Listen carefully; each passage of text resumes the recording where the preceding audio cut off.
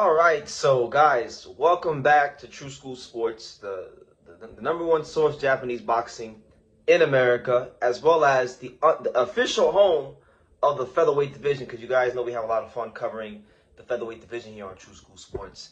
Now, really intriguing stuff coming out of Mexico, as it pertains to, one of Japan's former world champions, a guy that put up a good effort last year when he lost his last bid to become champion again against Angelo Leo, and that fighter is Tomoki Kameda. Now, as many of you guys know, I just made a video about it recently, so go check it out if you haven't already. But Tomoki Kameda is slated to fight Brandon Figueroa for his newly won WBA title, and it figures to be a really fun fight. There still hasn't been an official date announced yet. But it is expected to happen at some point by the end of the year. Brandon Figueroa Tomoki Kameda has confirmed it. It's been confirmed by Tom Brown of TGB Promotions, and it will happen at some point. So that being said, Kameda's already in preparation, and I gotta say this about Kameda. He's taking this preparation very, very seriously, because he posted this a couple days ago on his Instagram. He's sparring with one of the best fighters you could possibly spar for a fight with Brandon Figueroa. When we talk about Brandon Figueroa, you talk about a guy who's very much so a downhill, come forward, volume puncher. It may not look pretty, it may not look like aesthetically pleasing, but one thing he's gonna do is let the leather fly and throw a high output of punches. And he probably got somebody who's even better at that. He got someone, in my opinion, who's even better at that than Brandon Figueroa. And that guy is 3-division champion, and one of arguably the best volume puncher in the sport today, Emanuel Navarrete. Yes, that's who Kameda's sparring. He's sparring with Navarrete, because that's the kind of guys you gotta spar for Brandon Figueroa.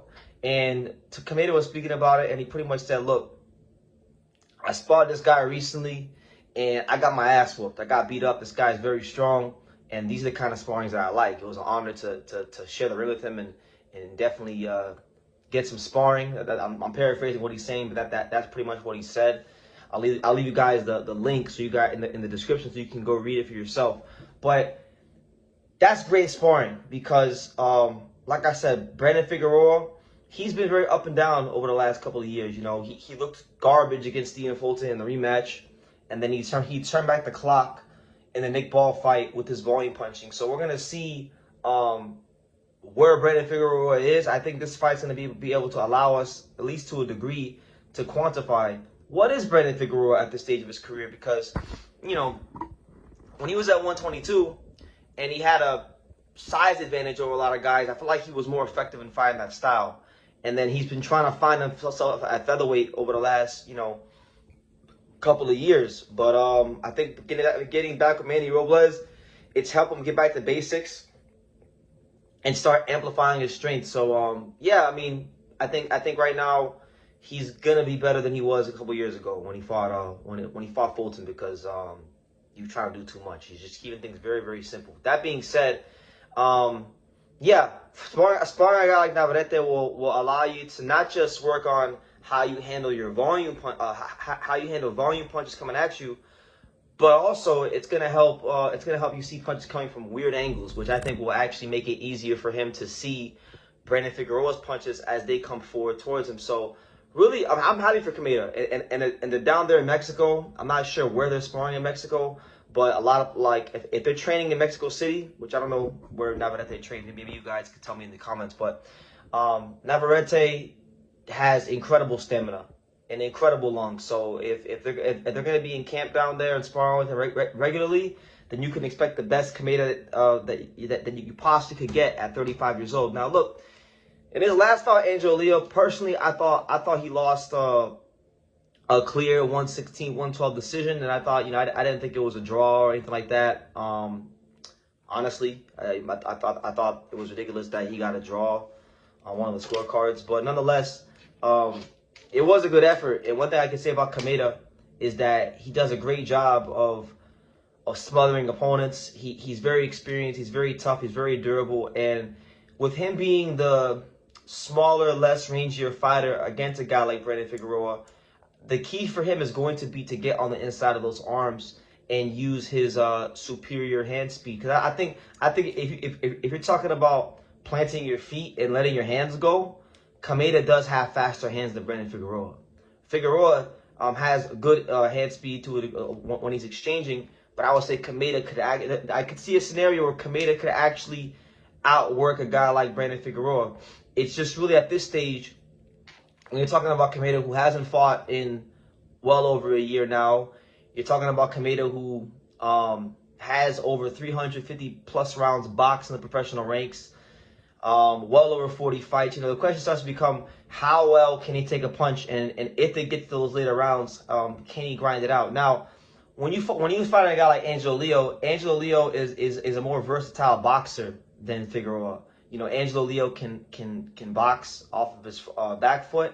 He can come forward and be a volume puncher, and he can be a counter puncher. That's why that makes him, in my opinion, arguably the best featherweight in the world. Is his level of versatility.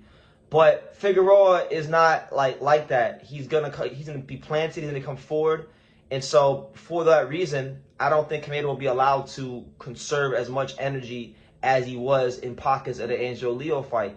He's gonna be forced to fight a lot earlier and throw his punches, volume punches, a lot sooner than he did with a guy like Angelo Leo, and he won't have to go looking for Brandon Figueroa quite as much as he did Angelo Leo.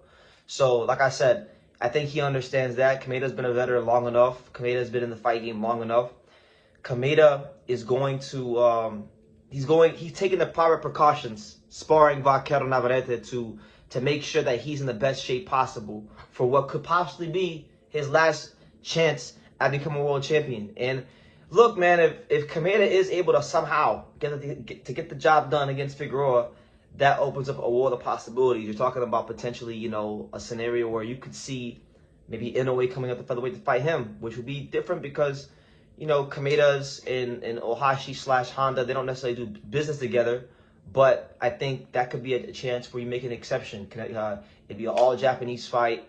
Inoue's chance to become a fight division champion in a legitimate rivalry fight, because Inoue has expressed over the years how much he doesn't really like Kameda. So, you know, you have that. And then also you do have the potential Angelo Leo rematch unification fight, which would be big money. And then you also have, you know, Rafael Espinoza, you know, two Mexicans, all Mexican unification fight. Because in my mind, even though Kameda's Japanese, if you close your eyes and listen to him speak, he's more Mexican than a lot of Mexican fighters, and pretty much Danny, all the Mexican American fighters. He speaks more Spanish than pretty much all but a handful of the Mexican American fighters. So, you know, a lot of options, but nonetheless, he's taking the proper precautions and he's sparring Emanuel Navarrete. So we'll see what happens there. But those are my thoughts on that. Leave your thoughts down below, and I will see you guys in the next video.